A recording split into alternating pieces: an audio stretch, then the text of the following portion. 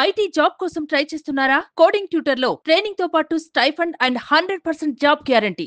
నమస్తే, welcome to Suman TV. నేను మీ Sai. Megastar Chiranjeevi birthday వేడుకలు అంగరంగ వైభవంగా కొనసాగుతున్నాయి. దేశ విదేశాల్లో ఉన్నటువంటి తెలుగు వారందరూ కూడా విష్ చేస్తున్నారు. ఇక్కడ ఉన్నటువంటి ప్రముఖులందరూ కూడా చిరంజీవి గారికి విష్ చేస్తున్నారు, వారి యొక్క శుభాకాంక్షలు తెలియజేస్తున్నారు. ఈ సందర్భంగా అల్లు అర్జున్ కూడా మెగాస్టార్కి విషెస్ తెలిపారు. సో దీనికి సంబంధించి మనం మాట్లాడదాం. గతంలో విష్ ఎలా చేశారు, ఇప్పుడు ఎలా విష్ చేస్తున్నారు, తాజాగా జరిగినటువంటి పరిణామాల నేపథ్యంలో దీనికి సంబంధించి చర్చను కొనసాగించేటువంటి ప్రయత్నం చేద్దాం. మనతో పాటు Suman TV news chief editor Keshav గారు ఉన్నారు. సార్ నమస్తే. నమస్తే. చిరంజీవి గారి 69వ పుట్టినరోజు వేడుకలు జరుగుతున్నాయి. చాలామంది విష్ చేస్తున్నారు. ముఖ్యంగా అల్లు అర్జున్ కూడా విష్ చేసినటువంటి ఒక ట్వీట్ కనిపిస్తుంది. ఎలా చూస్తారు దీన్ని?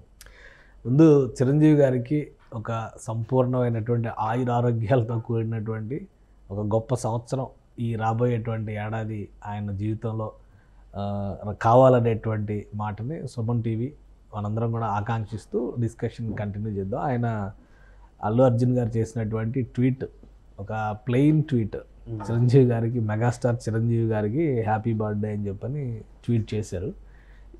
ఈరోజు ఆయన పుట్టినరోజు కాబట్టి.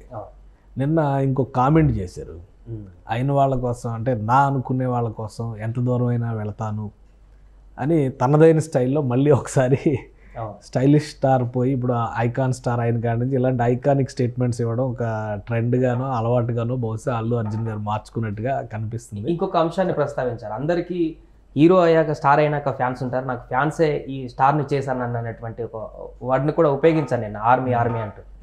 ఇది కొంతమంది, చాలా మందికి ఇదేం స్టేట్మెంట్ అనేటువంటి ఒక ఆలోచన కూడా కలుగుతుంది. ఏం చెప్తారు దీనికి? అంటే ఆయన పుట్టక ముందరే నటన నేర్చుకుని వచ్చారు కాబట్టి బహుశా ఆ గర్వం కానీ లేదా ఆ ఆనందం కానీ ఆ ఇమేజ్ కానీ ఉందని అనుకోవచ్చు.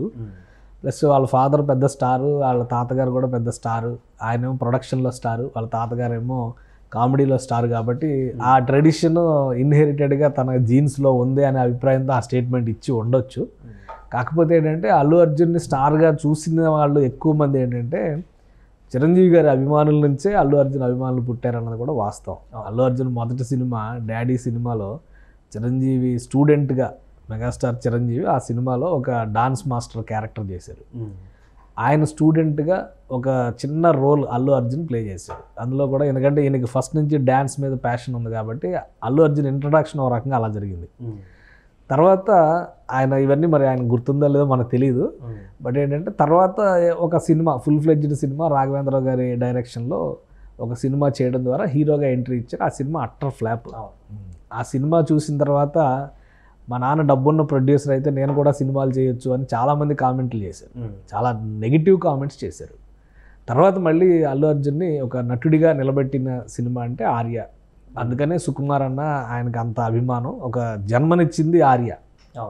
ఆయన ఫ్యామిలీ పరంగా ఈ కథలన్నీ పక్కన పెడితే ఆయనకి నటుడిగా జన్మనిచ్చింది ఒక రకంగా ఆర్య. అల్లు అర్జున్ బాడీ పోస్చర్కి తగ్గట్టుగా ఆయన క్యారెక్టరైజేషను, ఆయన ఆహార్యం ఇవన్నీ రీడిజైన్ చేసింది ఆర్య సినిమా.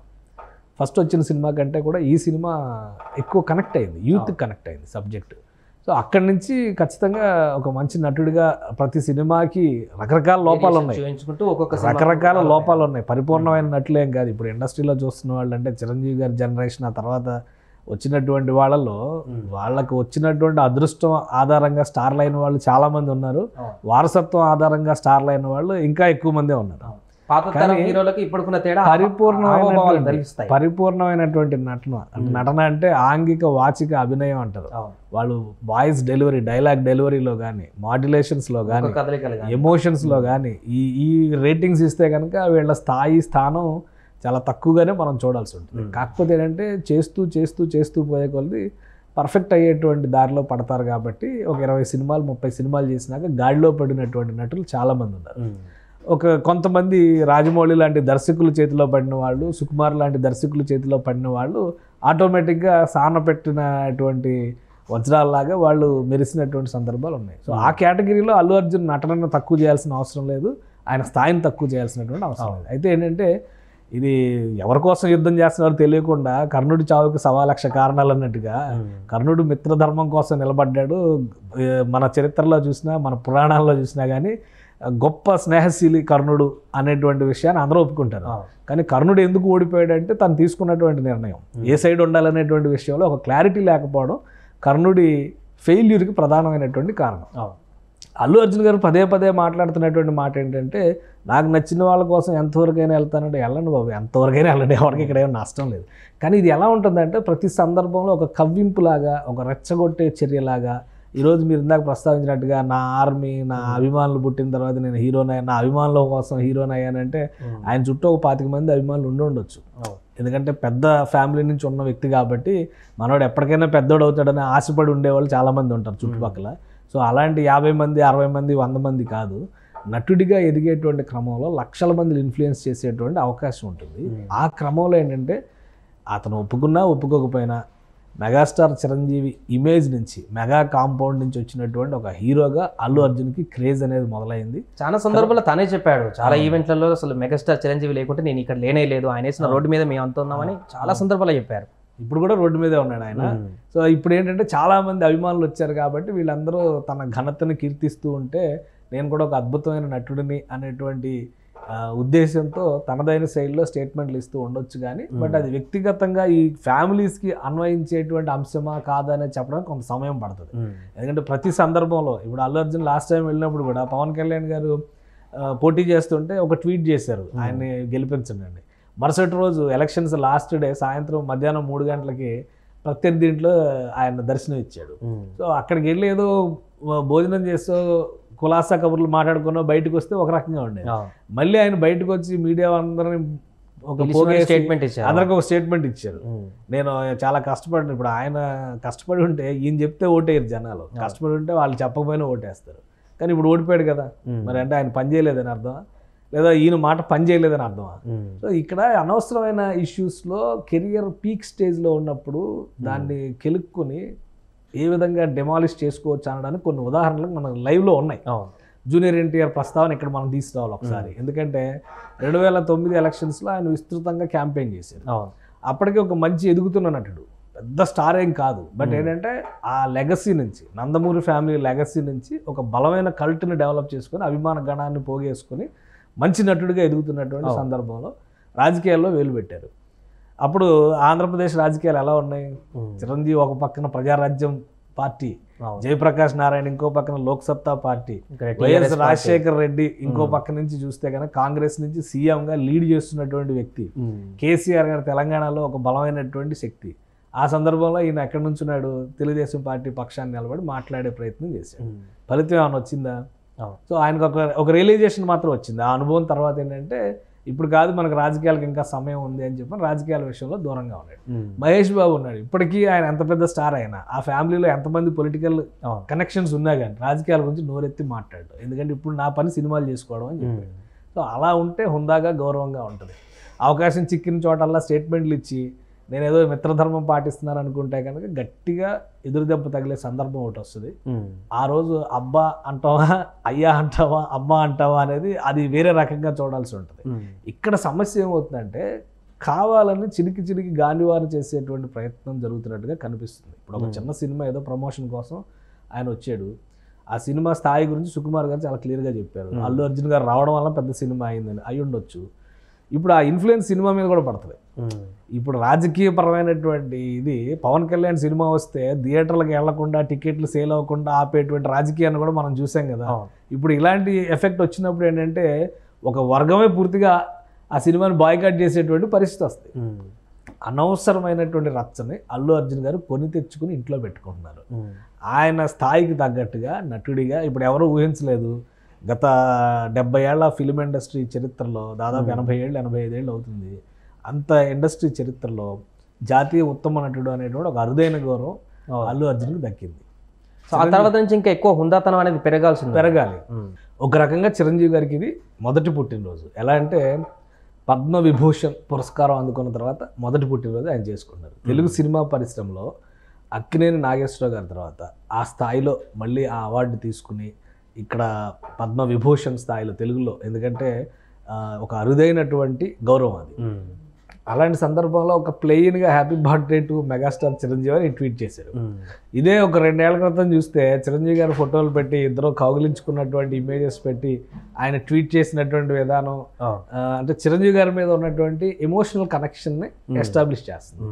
ఇప్పుడు చేసింది జస్ట్ ఒక ప్లెయిన్ స్టేట్మెంట్ ఇచ్చినట్టుగా కనిపిస్తుంది. అంటే ఈ వేరియేషన్స్ జనాలు తెలిసిపోతాయి. అంటే ఇప్పుడు ఇష్యూ అయింది పవన్ కళ్యాణ్, ఒకవేళ అనుకుందాం పవన్ కళ్యాణ్ గారితో అల్లు అర్జున్కి ఏమైనా ఇష్యూ అయినా కూడా వాళ్ళ అభిమానం వీళ్ళ అభిమానులకైనా కూడా చిరంజీవి గారు ఎప్పుడు కూడా బయట మాట్లాడలేదు, ఏ స్టేట్మెంట్ లేదు, అందరితో సమానంగా అలానే ఉంటారు హుందాగా.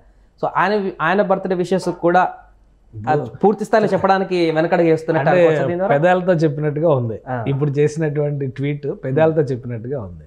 ఇప్పుడు చిరంజీవి గారు ఒక వేదిక పైన ఉంటే ఒక మంచి వాగ్దాటి కలిగినటువంటి గరికపాటి నరసింహారావు గారు ఇచ్చిన స్టేట్మెంట్ మనం చూసాం. ఇమీడియట్గా అక్కడ చిరంజీవి గారి రియాక్షన్ మనం చూసాం.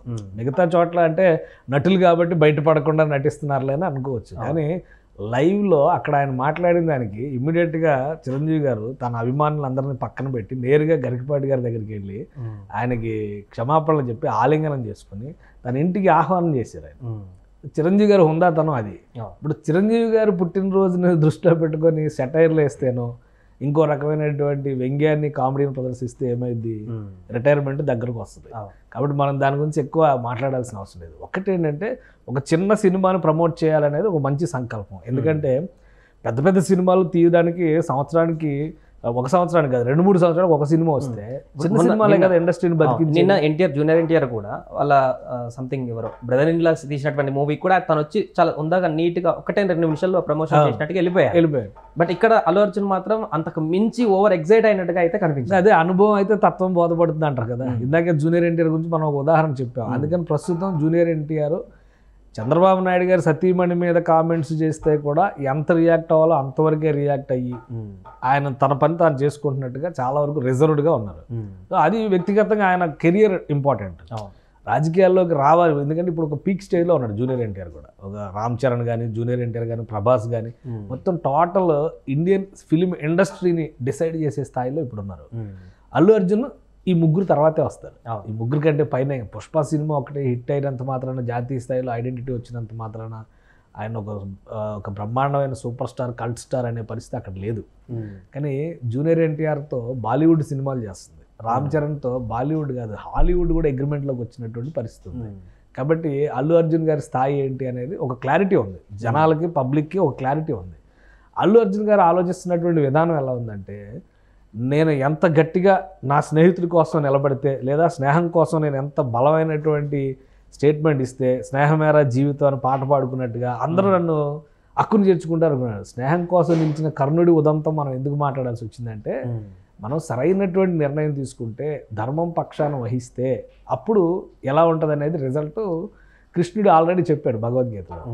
లేదంటే వేరే రకంగా ఉంటారు అంటానికి కర్ణుడు ఒక ఉదాహరణ. ఇక్కడ ఏం జరుగుతుందంటే, వచ్చి ఆయన ఒక సినిమా ప్రమోషన్ చేసుకుని వెళితే బాగుండేది.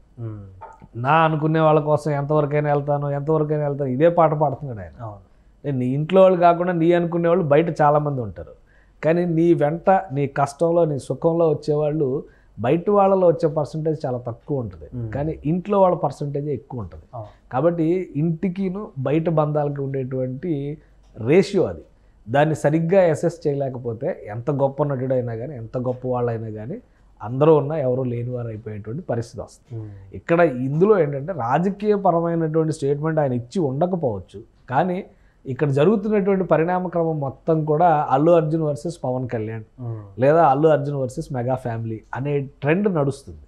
సో ఆయన భార్య స్నేహితుల్ని ప్రోత్సహించడం ఆయనకి ఇష్టం కావచ్చు, ఆయన స్నేహితుడి భార్య తీస్తున్నటువంటి సినిమాని ప్రోత్సహించడం కూడా ఆయనకి ఇష్టం కావచ్చు, దాన్ని ఎవరు అభ్యంతరం పెట్టట్లేదు. తర్వాత ఫర్దర్గా ఆయన ఇస్తున్న స్టేట్మెంట్లే అభ్యంతరకరంగా ఉంటున్నాయి. అల్లు అర్జున్ ముందు చూపుతో ఆలోచనతో చేస్తున్నారా, లేదా అభిమానులు రెచ్చగొట్టే విధంగా చేస్తున్నారా, మీకోసమే నేను హీరోని అయ్యాను అని చెప్పండి. ఇప్పుడు ఈయన హీరో అయ్యి ఎంతమంది కుటుంబాలను పోషించారనేటువంటి చర్చ కూడా వస్తుంది కదా. చిరంజీవి గారి గురించి పవన్ కళ్యాణ్ గారు ఒక స్టేట్మెంట్ రిలీజ్ చేశారు, అన్నయ్య ఆపద్ బాంధవుడని. అది ఆయన చెప్పాల్సిన అవసరం లేదు, ప్రపంచం మొత్తానికి తెలుసు కదా. పద్మవిభూషణ్ లాంటి పురస్కారాలు ఎందుకు ఇచ్చారు, ఆయనలో ఉన్నటువంటి చిరంజీవి గారు ఆ సందర్భంలో మనం కలిస్తే ఒక మాట అన్నారు, మనం ఏం చేసాం ఈ మధ్యకాలంలో ఏమన్నా గొప్ప కళాఖండాలు చేస్తే వస్తాయి, కళాఖండాలు ఏం చేసాం బోళాశంకర్ తప్పితే అని ఒక జోక్ వేశారు. అంటే ఆ సినిమా మీద ఆయన ఎంత సినిమా ఫెయిల్ అయింది అన్న విషయం అందరికీ తెలుసు, ఇండస్ట్రీ టాక్ పబ్లిక్ తెలుసు. ఆయన కూడా దాన్ని ఎంత స్పోర్టివ్గా తీసుకున్నారంటే పద్మవిభూషణ్ వచ్చిందని మనం కంగ్రాట్స్ చేయడానికి కలిస్తే మన సుమన్ టీవీ బృందం అంతా వెళ్ళినప్పుడు ఆయన ఒక మాట అన్నారు అన్నమాట. ఆ మాట అన్నారు, మనం చేసిన అద్భుత కళాఖండం ఏముంది, బోళాశంకర్ తప్పితే మనకి ఎందుకు ఇస్తారు అని. సార్ మీరు అది చేయడం కాదు, మీరు చేసిన సర్వీసెస్. ఎందుకంటే కరోనా సమయంలో ఆక్సిజన్ బ్యాంక్ పెట్టాలన్న ఆలోచన ఎంతమందికి వచ్చింది? కోట్లు ఉన్నటువంటి వాళ్ళు చాలామంది ఉన్నారు కదా. చిరంజీవి గారి కంటే కోటేశ్వర్లు లేరా ఈ దేశంలో? వేల కోట్ల బిజినెస్, లక్షల కోట్ల బిజినెస్లు చేయాలి. కొన్ని కంపెనీల టర్న్ ఓవర్ కొన్ని రాష్ట్రాల బడ్జెట్తో సమానంగా ఉన్నటువంటి కంపెనీలు ఉన్నాయి కదా. ఏ కంపెనీలు పెట్టినాయి? ఆక్సిజన్ సిలిండర్లు ఉచితంగా ఇవ్వాలి, కరోనా సమయంలో ఆదుకోవాలని. ఫిల్మ్ ఇండస్ట్రీలో చిరంజీవి గారి కంటే సుసంపన్నమైనటువంటి నిర్మాతలు లేరా, వ్యక్తులు లేరా? ఎంతమంది చిరంజీవి గారి లాగా ఆలోచించారు? 24 క్రాఫ్ట్స్లో ఉన్నటువంటి పేద కళాకారులకు కానీ టెక్నీషియన్స్కి కానీ ప్రతిరోజు వాళ్ళకి కావాల్సిన నెల నెల వాళ్ళకి కావాల్సినటువంటి నిత్యావసరాలు పంపించిన ఆలోచన ఎవరు చేశారు? సో చిరంజీవి గారి వ్యక్తిత్వం అది, ఆయన స్థాయి అది.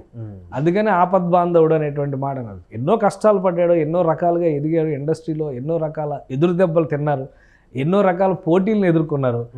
ఎన్టీ రామారావు, అక్కినేని నాగేశ్వరరావు, కృష్ణ, శోభన్ బాబు ఇట్లాంటి వాళ్ళు బలమైనటువంటి ముద్ర వేసినటువంటి నటులు ఉండగా, అప్పటికే ఒక ఎమర్జింగ్ స్టార్స్ లాగా కనిపిస్తున్నటువంటి కృష్ణరాజు, మురళీమోహన్ లాంటి వాళ్ళు ఉండగా తట్టుకొని నిలబడి ఇండస్ట్రీలో పోటీ తన స్థాయి తనతో పాటు వచ్చినటువంటి వాళ్ళు రజనీకాంత్ కావచ్చు, మోహన్ బాబు కావచ్చు, తనతో పాటు వచ్చిన నటులు కదా బాలకృష్ణ గారు, వీళ్ళందరితో పోటీని ఎదుర్కొని ఇండస్ట్రీలో తనదైనటువంటి ముద్ర వేయగలిగాడంటే చిరంజీవిలో ఉన్న వ్యక్తిత్వంలో కానీ, చిరంజీవి గారిలో ఉన్నటువంటి ఆలోచన విధానంలో కానీ, ఆయన అనుసరించేటువంటి సరళలో ఉన్న కానీ గొప్పతనం కదా అది.